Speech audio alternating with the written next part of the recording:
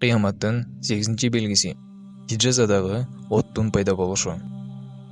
Абу Хурайра Аллах андан ыраазы болсун, риваят кылган хадистин маанисинде пайгамбарыбыз ага Алланын салам-салаттар болсун айткан.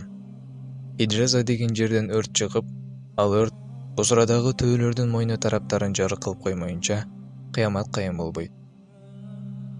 Имам Ан-Навави айткан: биздин убактарда, тагыраак айтканда Хижра жылынын 654-жылдары Мединанын айланасындагы жерден абдан чоң жалын чыккан. Бул жалын шаардын чыгыш тарабындагы Хирра деген жердин арка тарабында болот. Бул окуя Шам элдеринин көпчүлүгүнө жана башка жерлердегилерге дагы белгилүү. Бул окуяга күбө болгон Мединанын жашоочуларынан да укканмын. Бул окуя туурасында Аль-Куртуби, Ибн Хаджар жана башка чоң алымдар жазган. Кыяматтын 9-белгиси.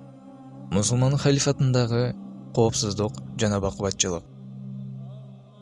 Абу Хурайра Аллах андан ыраазы болсун, риваят кылган хадистин маанисинде пайгамбарыбыз ага Алланын салам-салаттар болсун айткан: Ирактан Меккеге сапар тарткан атчан сапарынан чектеп калышынан гана коркуп калмайынча кыямат кайым болбойт.